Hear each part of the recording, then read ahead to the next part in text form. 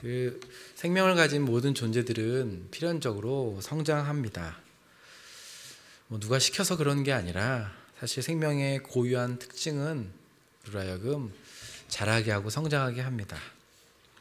어제 온 세대 한마음 축제를 하면서 사실 늘 이제 저희가 1부 예배, 2부 예배 있고 또 아이들은 부서 예배, 또 이렇게 가족들, 또 이렇게 새 가족들이나 또 사실 잘은 교제할 수 없었고 몰랐던 분들인데 정말 가족별로 이렇게 한 자리에 앉아서 보니까 반가우셨죠? 네, 저도 그 아이들 보면서 저희 오늘 오진 않은 것 같은데 우리 준서가 처음 왔을 때 정말 안 떠지려고 했던 것 같았는데 씩씩하게 커가지고 저희 뭐 승수 옆에 앉아 있고 우리 승수는 또 준성이 형아 옆에 앉아 있고 작년에 유아 세례 받은 아이들이 또 금세 또 커서 걷는 거 보면서 참 신기하기도 하고 이제 또 제법 큰 아이들은 게임 종목과 연령에 따라서 운동하고 달려가는데 정말 어찌나 이렇게 이쁘던지 모르겠어요. 개주할 때는 진짜 정말 모두 아이가 저희 한 교회의 아이들처럼 응원하고 또 괜시리 또 넘어져서 다치는 아이들 보면은 속상하기도 하고 저도 어제 저한테 그렇게 자기 추천권을 들고 제 번호를 부르지 않으셨냐고 3번이나 결국 그 아이의 눈물을 보면서 제가 얼마나 회개했는지 모르겠습니다. 또 처음 온 아이인데 그 저희 청소년부에 처음 온 아이인데 동생이 초등학교 3학년인데 결국 내가 부르지 않았다고 그렇게 울었답니다. 뭔가 한다고 한 것 같은데 그런데 이런 것들이 다 어우러져서 정말 또 기쁜 축제가 아니었나 싶습니다. 제가 청소년부, 청년부를 섬기는데 특별히 청소년부를 섬기는 기쁨 중에 하나는 육체적으로나 정신적으로나 또 영적으로 성장하는 아이들을 보는 것이 아닌가 싶습니다. 사실 많은 집의 가정들이 그러겠지만 사실 자기 아이들은 늘 보니까 잘 크는 걸 모르다가도 저는 이제 교회에서 일주일에 한 번, 2번 보니까 또 우리 청소년들은 지금 정말 막 폭풍 흡입하고 또 폭풍 성장하는 시간들 아닙니까? 그러니까 매주 정말 커가는 거예요. 그거 보면서 참 기특하다, 특별하다. 저는 이제 그런 마음을 갖게 되는 것 같습니다.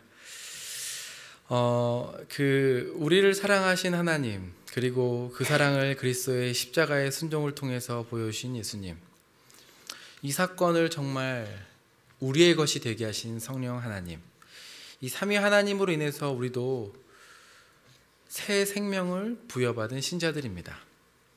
역시 마찬가지로 예수의 생명을 부어받은 사람들은 그 생명의 특징같이 우리의 신체와 정신이 자라가는 것처럼 우리의 믿음이 자란다고 성경은 말씀합니다. 오늘 말씀 6절에 보면은 이 골로새 교회도 은혜의 복음을 깨달은 날부터 열매를 맺기까지 자라간다라고 우리의 믿음에 대해서 성장과 성숙을 이야기합니다.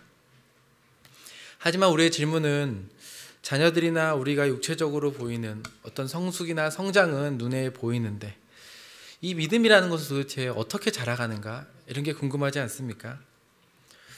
아마 가정에서 한두 번씩은 해보셨을 것 같은데 아이들 클 때 이렇게 좀 얼마나 컸나 벽에다가 줄 재고 키 컸나 또 얼마나 컸나 이렇게 정기적으로 재보시지 않습니까? 이전에 쟀던 것이 어떻게 보면은 기준이 되고 표식이 되어서 그 다음에 쟀을 때 아이들이 또 얼마나 컸는지 알아가는 것처럼 우리 눈에 보이지 않는 믿음이지만 이런 지표가 있다면 우리의 믿음이 잘 자라고 있는지 어떻게 보면 좀 더 명확해지고 분명해지지 않을까 생각해 보게 됩니다. 오늘 우리의 믿음에 성장하는 거에 있어서 정말 우리가 믿음이 성장한다고 했을 때 정말 말할 수 있는 그 지표는 무엇인가에 대해서 함께 살펴보고자 합니다. 저는 믿음이 성장한다는 것은 가장 우선적이고 어쩌면 가장 최종적으로 하나님과 자신에 대한 깨달음이 자라가는 것을 이야기한다라고 말씀드리고 싶습니다. 하나님에 대한 인식과 자기 자신에 대한 인식이 자라가고 있는가? 그러면 우리의 믿음도 반드시 성장하고 있는 것입니다. 이전에 하나님과 관계없었던 내 인생에 하나님께서 정말 특별하고 다양한 방법으로 찾아오십니다. 그때 우리는 하나님이 정말 실제하시는구나. 하나님이 살아 계시는구나. 우리 믿음의 가정에서 자란 아이들도 이전까지는 부모님의 하나님, 아빠 엄마의 신앙이었다가 마치 아브라함이 하나님을 대면한 것처럼, 야곱이 하나님과 씨름하면서 새 이름을 얻었던 것처럼, 사무엘이 하나님의 음성을 들었던 것처럼 익숙했던 문화적인 하나님과 신앙이 아니라, 부모님과 누군가로부터 듣던 하나님이 아니라 나의 하나님을 만나게 되고, 그로부터 인한 새로운 인식, 하나님이 누구이신가, 그리고 나는 어떤 존재인가가 시작하게 되지 않습니까? 이 출발을 통해 우리는 성경이 정말 말씀하고 있는 하나님이 누구이신지, 그리고 또 우리는 누구인지 깨닫기 시작하고 이 지식이 자라가기 시작합니다. 어떤 인물 전기를 읽어보셨습니까? 누구누구의 전기, 일대기를 기른 기록들, 그 전기를 읽어보면은 우리가 예전에 알지 몰랐던 그 사람이 어떠한 삶을 살았고, 또 그 사람이 어떠한 삶인지 부분적으로 알았던 것을 통합적으로 이해가게 됩니다. 마찬가지로 여러분, 우리가 갖고 읽고 있는 이 성경은 처음부터 끝까지 하나님에 대한 자기소개서입니다. 맞습니까? 성경을 통해 우리가 발견하게 되는 정말 중요한 두 가지 지식이 있다면, 그것은 성경이 말씀하는 대로 하나님은 누구이시며, 성경이 말씀하는 대로 우리는 어떤 존재인가를 인정해 가는 것입니다. 성경이 말씀하는 하나님은 어떻습니까? 그분은 우리가 생각하는 것 이상으로 거룩하시고 전능하시다라고 말씀하십니다. 그러면서도 얼마나 사랑이 많으신가? 결국 성경이 말씀하신 하나님은 처음부터 끝까지 일관성 되게 얼마나 우리와 다른 존재이심을 드러내 보여주십니다. 동시에 그 하나님이 정말 하늘이라면 그 하늘과 가장 멀리 있는 바로 땅처럼 부족하고 연약한 그 존재가 누구인가? 바로 우리 인간의 실존에 대해서 성경은 명확하게 말씀합니다. 한번 여러분 성경에 대한 기록들을 생각해 보십시오. 특별히 창세기부터 시작한 기록들과 기사들을 보면은 하나님은 창조주 하나님이라고 선언하고 시작하지 않습니까? 그 하나님은 가지고 있는 재료를 가지고 뭔가 뚝딱뚝딱 만드시는 하나님이 아니라 아무것도 없으신 상황 가운데서 말씀으로 이 피조세계를 창조하셨다라고 말씀합니다. 반면 인간은 어떻습니까? 그런 하나님의 호의를 무시하고 거절하면서 뭔가 자신만의 것들을 찾아서 도망다니는 존재라고 성경은 명확하게 말씀합니다. 뒤이어서 하나님께서 베푸신 기적들을 보십시오. 홍해를 건넌 사건, 전쟁을 승리로 이끄는 사건, 사람을 세우고 또 패하게 하는 사건, 성경의 모든 기록된 기적과 사건들은 여러분 결국 한마디로 이야기하면 하나님 나 외에는 다른 신이 없다, 이 얘기를 하는 거 아니겠습니까? 이처럼 성경은 처음부터 끝까지 하나님이 어떠한 존재인지 자기를 계시하고 증명하고 있습니다. 심지어 그 하나님께서는 그 어느 누구도 알 수 없는 인간의 우리의 마음을 아시고 살피시고 또한 그것을 심판하시는 유일한 존재라고 말씀합니다. 여러분 잘 아시는 말씀인데 예레미야 17장 우리 9절 10절 말씀인데요. 우리 한 번만 더 함께 읽어보도록 하겠습니다. 시작. 만물보다 거짓되고 심히 부패한 것은 마음이라. 나 여호와는 심장을 살피며 폐부를 시험하고 각각 그의 행위와 그의 행실대로. 만물보다 거짓되고 심히 부패한 것이 무엇이라고요? 마음이랍니다. 마음. 그러니까 저 지난번에도 말씀드린 건데 우리가 이렇게 사이좋게 지낼 수 있는 것은 무엇 때문에 그래요? 서로 마음을 몰라서 그래요. 우리가 서로 마음을 조금이라도 안다면 이렇게 쉽게 웃으면서 이렇게 또 형제님, 자매님 하기가 쉽지 않을 수 있습니다. 그런데 우리는 알 수 없는 마음들, 어쩌면 가장 잘 안다는 배우자들도 어떻게 보면 그 마음을 모르는데 누가 아신다고요? 하나님께서 그의 마음의 생각과 동기, 태도를 아시고 그것들대로 보응하실 수 있는 하나님이라고 성경은 말씀합니다. 그런데 이런 하나님인데도 불구하고 또 인간은 뭐라고 기록합니까? 인간은 이런 하나님을 멀리합니다. 싫어하고 틈만 나면 나 외에 다른 신이 없다고 말씀하시는 이 하나님 앞에서 다른 신을 찾아다닙니다. 우상을 섬기고 늘 하나님께 깨지고 망하고 흩어지고 또 그러면 잠깐 돌아오는 척하다가 또 다시 돌아가고 배응망덕하고 마치 호세아에 나오는 그 음란한 여인 고메가 같은 존재. 요즘 뉴스에 뉴스 새로운 소식도 아닌 것처럼 묻지마 폭행이나 말도 안 되는 범죄자들만이 문제가 아니라 성경은 하나님을 떠난 모든 인류가 정말 도무지 어떻게 해도 대책이 없는 존재, 그 상태가 바로 누구라고요? 네, 나라고 이야기합니다. 다른 사람이 아니라 옆에 계신 분이 아니라 자신이라고, 나라고 말합니다. 오늘날 여러분, 이제 초개인주의적인 시대를 살아가는 이런 문화와 성향들은 여러분 무엇을 우상의 자리에 올려놓냐면 실용적이고 자기에게 유익되는 것만을 추구하는 경향을 가집니다. 그러니까 모든 것이 실용적이고 자신과 자신에게 속한 공동체에 유익이 되면 그것은 다 오케이, 만족을 얻는 시대입니다. 물론 이런 것도 중요하고 필요하지만 문제는 여러분, 성경을 읽는 태도도 오늘날의 문화 가운데서는 어떻게 변질되고 있는가? 정말 성경이 앞서 말한 목적대로 하나님을 드러내고자 하고 인간이 누구인지를 살피는데 중점을 두면서 읽어가는 것이 아니라 이 성경 자체도 나를 위한 책으로 실용적인 관점에서 읽으면서 뭔가 나에게 도움이 돼야지 그때 성경이 비로소 더 바이블이 된다라고 말하는 시대. 하나님도 자신을 위해서 뭔가 존재해야 되고 나의 느낌이나 뭔가 만족이라는 렌즈를 끼고 성경을 읽기 때문에 성경이 이전과 다른 권위를 대하는 시대가 되었습니다. 여러분, 이렇게 하나님에 대한 인식이 자라가는 것, 자신의 실체를 깨닫게 되는 것은 단순히 성경 공부를 많이 하거나 또는 교회와 예배 모임에 여러 봉사와 활동을 많이 한다는 것만을 의미하지 않습니다. 여기서 말씀드리는 지식은 정말 성경이 진실하다고 믿고 성경에서 말씀하시는 그 하나님을 두렵고 사랑하는 마음으로 대할 때만 생기는 인식이기 때문에 그렇습니다.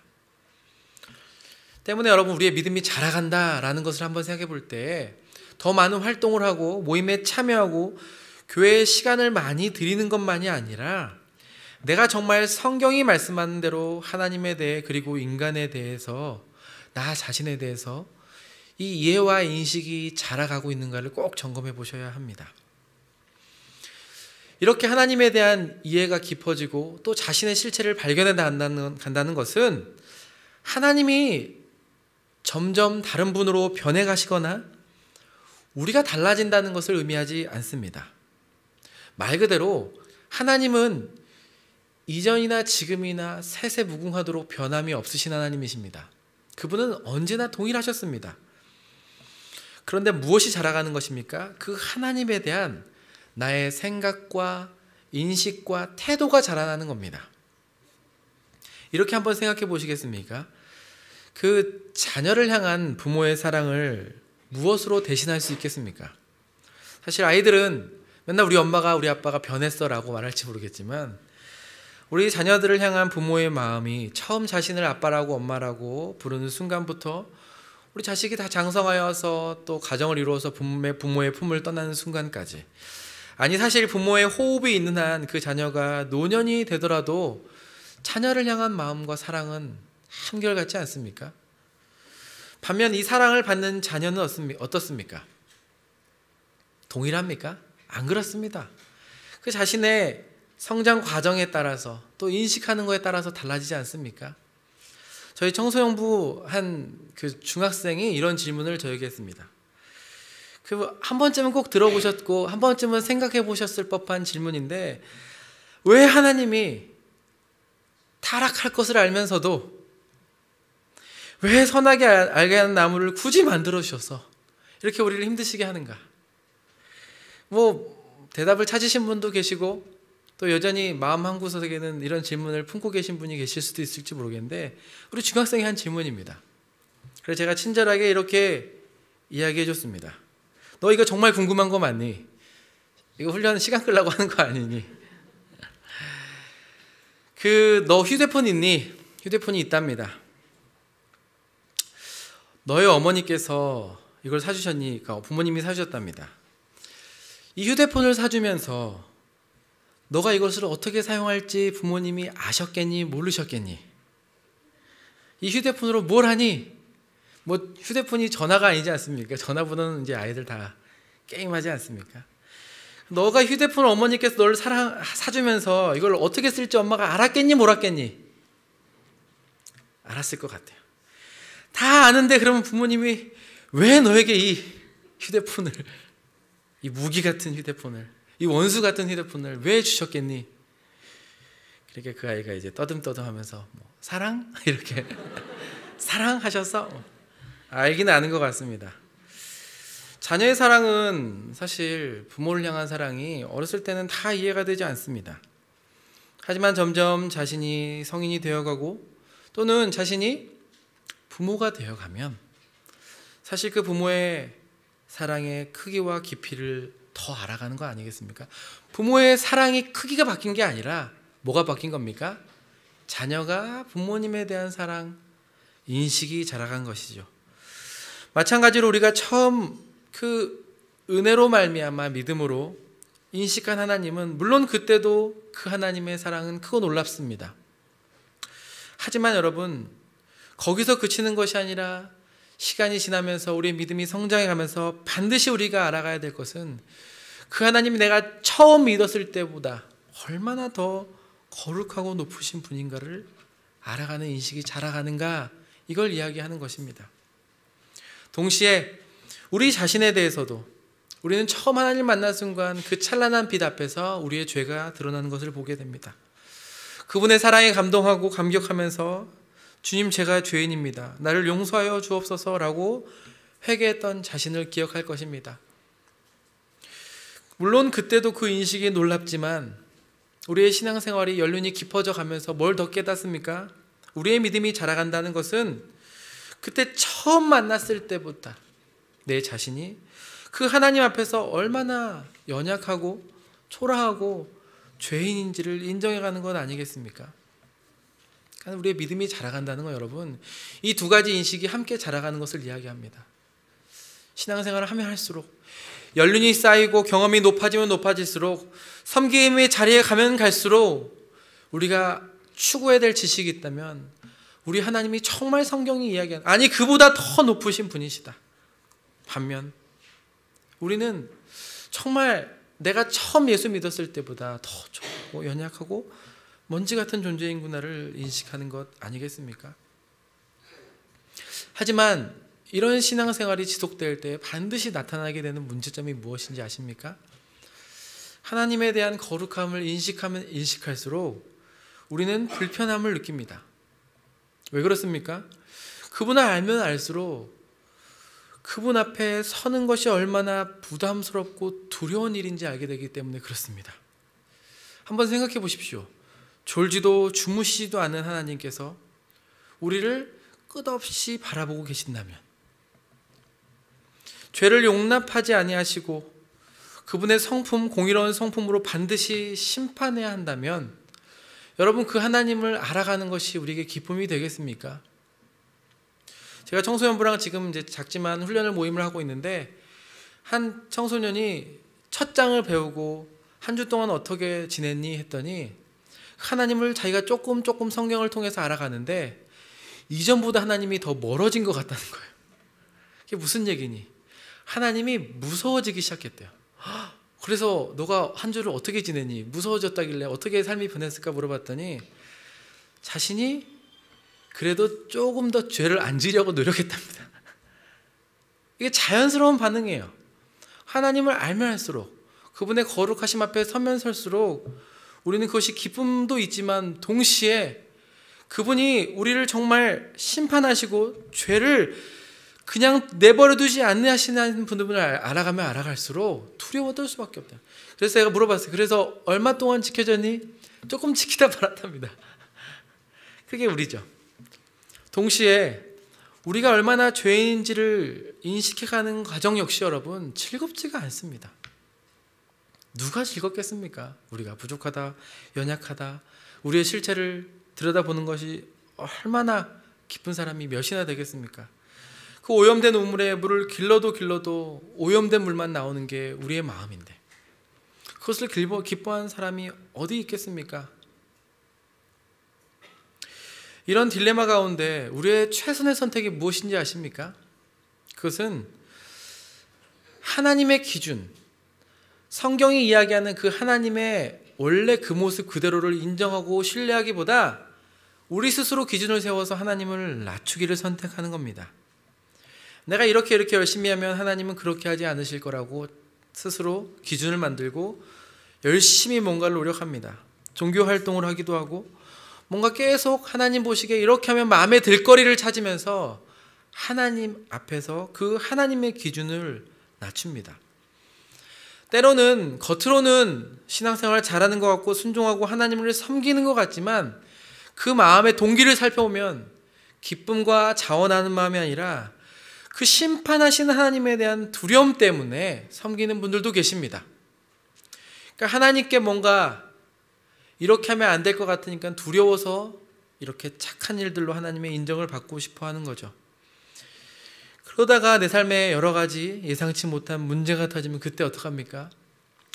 앞서 얘기해서 하나님의 기준을 낮추고 선행이나 여러 가지 활동으로 근거를 쌓았던 분들은 그것을 근거로 하나님께 따지기 시작합니다.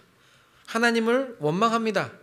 반대로 두려움 가운데 순종했던 사람들 가운데는 역시 하나님이 내가 생각했던 것 그대로 그 두려움과 심판 앞에서 떨게 됩니다. 여러분, 우리가 잘 아는 종교개혁자 마틴 루터도 어떻게 합니까? 이런 딜레마와 절망적인 상태에서 자신이 아무리 죄를 안 지으려고 해도 율법을 지키려고 애쓰고 해도 결국은 죄를 질 수밖에 없는 자신의 실존 앞에서 그 공의로우신 하나님을 알면 알수록 그분의 의가 어떻다고요? 나는 그 의를 증오하게 됐다라고 말하지 않습니까? 이게 인간이 그 하나님을 알아가고 자신을 알아가면 알수록 할 수밖에 없는 선택입니다. 혹시 이해가 되십니까? 우린 스스로 그 하나님을 인정하기보다 하나님의 기준을 낮춰서 하나님을 만족시키려고 애쓰는 삶을 살아갑니다. 동시에 우리가 스스로 죄인이라는 것들을 인정하기 싫어하고 그것을 감추기 위하여서 스스로 또 자기를 포장합니다. 어떻게 포장합니까? 내가 범죄했을 때는 어쩔 수밖에 없었던 상황이라고 핑계대면서 포장하기도 합니다. 또는 내가 싫어하는 사람과 또는 자기보다 늘 연약한 사람들이나 그런 분들과 비교하면서 자신이 그 사람보다 낫다라고 여기면서 우월하다라고 판단하고 착각합니다. 종종 이렇게 신앙생활 하다가 훈련하다가 제가 그런 얘기를 합니다. 너가 정말 싫어하는 그 사람이 있는데 그 사람이 하나님이 보시기에는 너나 그 사람이나 큰 차이가 없다라고 이렇게 얘기해 주면은 저한테 막 화를 냅니다. 어떻게 그런 말을 할 수 있냐고. 근데 여러분, 그 얘기 아십니까? 출애굽기에 보면 그 10가지 재앙을 내려서 하나님께서 이스라엘 백성들을 건지시는 사건 아닙니까? 몇몇 재앙 가운데는 하나님께서 이스라엘 백성들을 보호하십니다. 하지만 여러분, 마지막 심판이 무엇입니까? 장자의 죽음입니다. 그런데 여러분, 마지막 심판만큼은 어떻게 하신지 아십니까? 이스라엘 백성과 그 애굽의 모든 장자에게 동일한 죽음과 사망이 선언됩니다. 하지만 어떻게 이스라엘 백성들이 살아남습니까? 왜 애굽의 모든 장자와 모든 짐승의 첫 소사는 죽습니까? 이스라엘 백성이 봤을 때는 당연히 애굽과 바로가 그런 재앙을 당하는 것은 당연할지라고 생각할지 모르겠지만 하나님 보시기엔 어떻다는 겁니까? 너희가 그렇게 증오하는 애굽과 바로나 너희나 똑같이 심판받기에 합당하다라는 것 아니겠습니까? 이스라엘 백성이 그 재앙을 피할 수 있는 유일한 근거는 무엇이었습니까? 선택받았기 때문입니까? 아닙니다. 무엇입니까? 문설주에 바른 어린 양의 피 때문 아니었습니까? 마찬가지로 여러분, 우리는 이 하나님에 대한 인식과 지식이 자라나는 것을 기뻐하지 않습니다. 우리는 배우고 싶어하고 알기를 원하는데 우리 마음의 한구석에는 알고 싶지 않습니다. 동시에 우리 자신의 실체를 인정하고 싶지도 않습니다. 그렇기 때문에 배우면 배울수록 끊임없이 우리는 이 딜레마 가운데 하나님을 성경이 말하는 기준보다 낮추거나 스스로를 높이지 않으면 살 수 없는 이런 딜레마 가운데 빠지는 것 아니겠습니까? 하지만 여러분, 왜 여러분 복음을 은혜의 복음이라고 하시는지 아십니까? 우리가 이렇게 살지 않아도 된다는 소식이기 때문에 그렇습니다. 왜 그렇습니까? 여러분, 정말 알면 알수록 감히 설 수 없는 그 거룩하신 하나님, 그리고 동시에 우리 자신의 실체를 보면 볼수록 절망스러운 우리, 이 사이에 하나님께서 자신의 아들을 희생제물 삼아서 화목케 하셨다는 이 사실이 복음 아닙니까?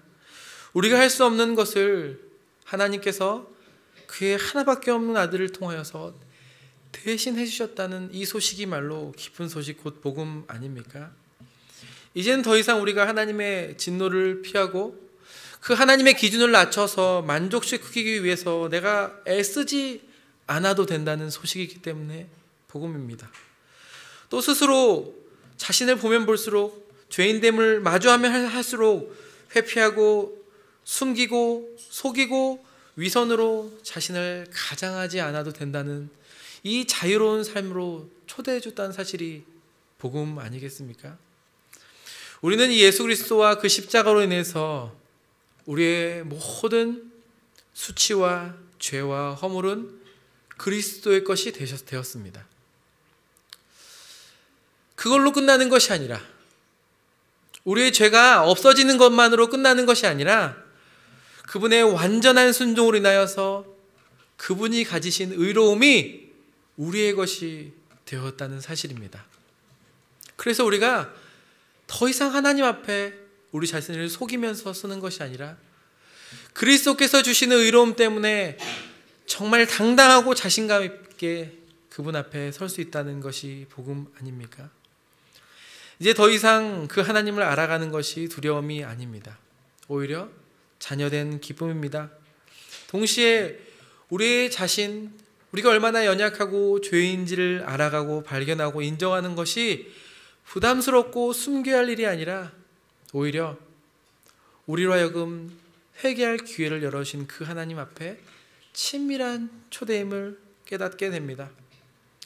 우리가 이 믿음이 성장하는 여정 가운데 이 일이 계속 반복됩니다. 우리는 여전히 주님 앞에 정말 마지막 날 서게 되기 전까지는 여전히 죄와 씨름하면서 넘어지기도 하고 일어서기도 합니다.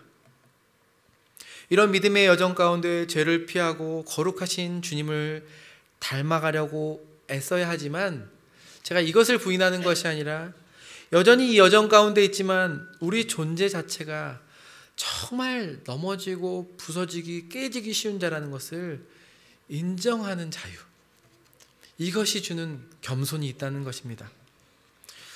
누군가 저한테 이렇게 이야기합니다. 자기가 신앙생활 몇십 년 동안 그렇게 은혜를 받았는데, 이 신실하신 하나님께서 우리에게 은혜를 주셨는데 어떻게 내가 또 이렇게 하나님 앞에 범죄할 수 있냐라고. 혹시 우리 성도님들 가운데도 그런 분들 계십니까? 정말 뒤돌아서면 하나님의 은혜밖에 없는데 또 바로 앞에 서서 넘어지고 실수하고. 어제 저희가 이제 그 체육대회를 끝냈는데 농담 겸 또 진담 겸 이렇게 체육대회를 했는데, 그럼 다음에 이 체육대회를 한 사람들은 도대체 어떻게 하란 말인가? 그냥 우리가 기본적으로 불신앙이 있는 거라니까요. 다음에는 또 다른 은혜를 하나님께서 주시겠지라는 믿음이 아니라, 이번에 이렇게 크게 했는데 다음엔 누가 도대체 할 사람이 있을까? 제가 앞서 그렇게 어떻게 내가 은혜를 받았는데 또 범죄할 수 있냐라는 분에게 이렇게 이야기해 줬습니다. 구약의 이스라엘 백성들을 보라고. 왜 너가 그런 은혜를 받으면 더 이상 범죄하지 않을 거라고 착각하고 있냐고. 그거 자체가 너를 스스로 높이는 일 아니겠냐고. 이스라엘 백성들이 그러지 않았습니까? 하나님께서 날마다 이스라엘 백성들에게 정말 날마다 주시는 만나처럼 새 은혜를 베풀어 주지 않으셨습니까? 그런데도 이스라엘 백성들이 밤만 되면 하는 것이 무엇입니까? 아침에 은혜를 받아먹고 밤만 되면 하는 것이 범죄 아닙니까? 우리가 이스라엘 백성들보다 나은 것이 무엇이 있겠습니까? 우리는 어떻게 자신할 수 있겠습니까? 우리가 많이 은혜를 받아서 은혜에 합당하게 살지 말라는 얘기가 아니라 우리 자신이 수만 번, 수천 번의 은혜를 받아도 우리는 또 뒤돌아서 넘어질 수 있는 자라는 것을 알아가는 것. 그 실패하고 넘어진 자리에서 믿음의 손을 또 내밀면 주님께서 덥석 잡아주신다고. 그래서 누군가는 이 회개가 기쁨이라고, 우리가 주님 앞에 돌아설 수 있는 이 회개와 다시 한번 그분의 약속을 믿는 것이 기쁨이라고 표현했습니다. 회개와 믿음이 어색한 것이 아니라, 회개와 믿음이 예수 처음 믿을 때만이 아니라 이 회개와 믿음의 삶은 자연적이고 일상적이 될 때 이것이 우리로 하여금 얼마나 큰 기쁨인지를 우리는 알아가야 합니다. 하나님의 거룩하심을, 그분의 진노와 그분의 공의와 그분의 사랑을 알면 알수록 또 우리가 그분 앞에 설 수 없는 죄인이라는 사실을 인식할수록 여러분 동시에 함께 무엇이 자라갑니까? 한번 저를 따라 보시겠습니까? 예수 그리스도. 한 번만 더 따라하겠습니까? 예수 그리스도. 여러분, 우리의 절망과 실패 앞에서 마주해야 될 것은 내가 이런 사람이 아니었는데, 내가 이런 실수를 할 사람이 아니었는데, 자신에 대한 책망과 원망과 후회가 아니라 이런 우리를 향하여서 언제나 아낌없이 손 내밀어 주시고 먼저 찾아와 주시는 그 예수 그리스도에 대한 애정과 존경과 사랑이 자라가는 것. 이것이 여러분 믿음이 자라가는 여정의 필수적인 결과일 것입니다. 제가 몇 년 전부터 청년과 청소년들을 지도하면서 생기는 위협이 있습니다. 위협. 두 가지가 있는데 한번 잘 들어주시고 우리 청소년들, 청년들을 대할 때마다, 어린아이들 대할 때마다 한번 꼭 기도해 주시고 생각해 주시면 좋겠습니다. 두 가지 위협인데, 하나는 우리 청소년들, 청년들 다음 세대들이 정말 하나님을 성경이 이야기하는 대로 이렇게 바라보지 않는다는 것. 그냥 자기네들이 하나님을 딱 생각하고 성경을 보니까 성경이 이야기하는 것과 전혀, 성경을 읽어도 전혀 다른 하나님을 이야기하는 시대가 되었습니다. 뭐 여러 가지 이유가 있다고 합니다. 요즘 아이들이 문해력이 떨어져서, 국어 능력이 떨어져서 뭐 여러 가지 이유가 있는데, 어쨌든 저쨌든 간에 아이들이 성경을 읽으면서 정말 하나님을 두려워하거나 경외하는 마음이 없어지는 것 같습니다.